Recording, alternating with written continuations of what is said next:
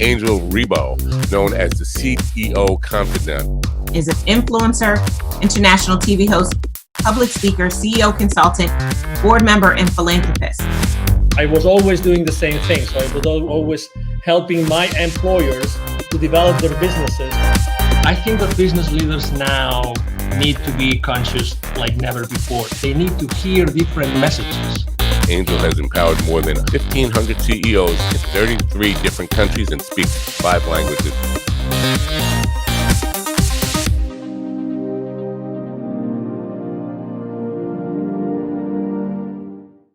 Hello, everybody. This is Angel Rebo, the CEO Confidant, and also the president and co-founder of the Wisdom for Kids Foundation.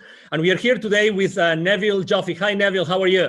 Fine. Hi, Angel. Good to see you. Good to see you.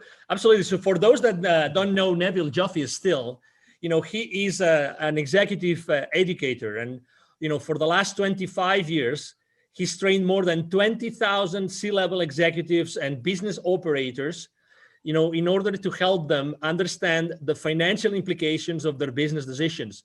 And he's done that with very, very large corporations in the world, like, Campbell Soup, Bombardier, or Hallmark Cards, and so many others. So welcome to the show, Neville. How are you today? Yeah, wonderful. Thank you, Angel.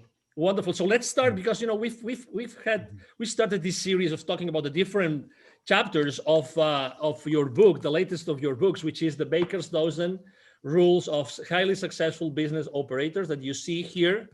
And I wanted to talk today about the chapter 7, which has a very, very nice title, which is Revenues Are Vanity, Profits Are Sanity, and Cash Flow is Reality. What is behind that subtle title, Neville?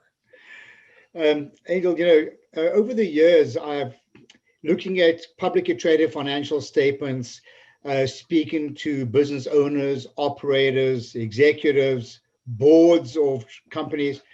And the first topic that seems to arise, or the measurement of success, if you will, always seems to be, what are your revenues? Have your revenues gone up? Why did your revenues go down?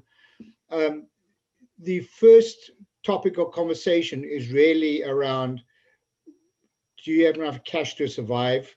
Are you making a profit? I'm not suggesting they don't talk about those things, but usually the first thing on the list are revenues. And often a lot of the small operators as well tend to say, well, my revenue's up, everything is great. That couldn't be further from the truth. Because revenues are vanity. What are your revenues? Person says, well, they're up by $3 million. Really? What they should be following the equation with, are you making a profit? And right. If you are making a profit, they should be asking, do you have any cash to stay alive in your business? How about your cash flow? So then, hence, that's why I came up with this chapter, revenues are vanity, profits are sanity. You need to make profits if you want to sustain your profits and cash flow in your business. So obviously everything starts, in sales, right? I mean, the money gets into companies through sales. So you're selling some sort of product or services. But really, as you say, sales is often used, even when large corporations are reporting to, investors, most of the conversations are around sales. Why do you think this is consistently like, the profits and revenues are consistently like a blind spot on those conversations? I think a lot of it is naivety, Angel. What happens is there's a distinct disconnect between those people. Let me start from the top. There's an alignment between investors, the board, and the CEO. Well, they better be aligned, or the CEO won't last very long. But there's a disconnect between the CEO and the C-suite, and even a bigger connect between the C-suite and those people in day-to-day operations. Ultimately, those people in operations, and I said this on previous interviews as well, and I'm going to just stick with it because it's so important. Ultimately, those people in operations are the ones who are essentially signing the checks in the corporation. They were making decisions. You spoke about sales. So people in sales are the ones who are discounting. Do they even know how much volume they've got to sell to offset a discount to maintain the same gross profit? I can count literally on one hand how many people give me the right answer. They've never even thought to even ask a question. Have they thought about you're going to increase your sales and so revenues go up? Have they thought about the additional resources that are needed to support those sales? This really speaks to chapter 3 of the book. Just do as you say you're going to do. So what's happening is there's this big disconnect between governing the success of a business from a sales point of view by increasing revenue without even a consideration to the resources and the money that is needed to support those increase in sales. So again, a lot of it is naivety, a lot of it is a lack of financial transparency, a lot of it is a lack of communication, a lot of it is a lack of engagement. In fact, if you look up on the top corner of my screen, we talk about driving sustainable profits and cash flow. The word sustainable is the opposite word, but to do that, we need to engage our employees, we need to educate them, and only when we do that is it reasonable to hold them accountable. So a lot of this is a big disconnect in communication and education. All right, we have identified this issue, this problem, this blind spot. What can we do to fix it?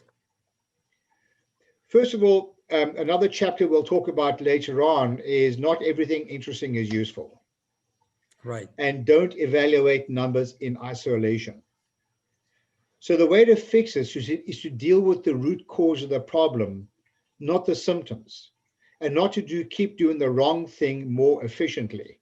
We need to do the right thing more effectively. And the right thing is to, number one, have sufficient financial transparency that everybody knows what's going on. Number two, to ensure that people can connect operational behavior to the ultimate reason why we're in business, which is to drive sustainable profits and cash flow. Otherwise, they're operating in a vacuum. They're looking at numbers in isolation. That is the root cause of the problem. So if people get educated, understand the implications, and learn to communicate with each other through engagement, that is the root cause of the problem. I'm not suggesting it's a perfect solution, but one thing's for absolute certain, it will resolve a lot of issues. You know, often when I've worked with these large corporations, Angel, and we're customizing our training programs, our business literacy training programs, I'll often hear that the company has a lot of problems. By the time I'm finished customizing it, they realize you don't have a lot of problems. You have a lot of the same problem. Right. And the same problem is lack of communication and engagement and accountability for the right reason, not accountability for the wrong reason. Accountability doesn't have to be a negative term. It can be a positive term as well. That is a root cause of a lot of these issues. So according to your experience, what happens after you deliver that education, that training? What do you typically see that happens immediately in that company, that organization? Well, there are a lot of things that happen, but in the interest of time, I think the first thing that comes to mind is that there's an adjustment of the KPIs and the metrics that are expected for your people to read. I've seen this happen so often. It comes to budget time, and we'll using salespeople or whatever, we'll get a list like this, 500 line items on a budget. What happens is the average person's eyes glaze over. They just become overwhelmed with information instead of sticking to what is useful, not just interesting. So the first thing that usually happens is, and the first chapter in my book is called Managing Expectations. The first thing that happens is the accounting department become aware of what is actually needed to move the needle. Don't throw a lot of stuff at everybody because it doesn't move the needle in any way. All that happens is people's eyes glaze over. That is an absolute reality. And another issue is that financial literacy, business acumen is usually the elephant in the room because people become intimidated by it because the average level of literacy, according to our testing, and as you alluded to earlier, we've taught a lot of people, is less than 40%. Doing simple math, that means people are 60% illiterate. So can you imagine how many decisions are made in a vacuum without understanding the implications?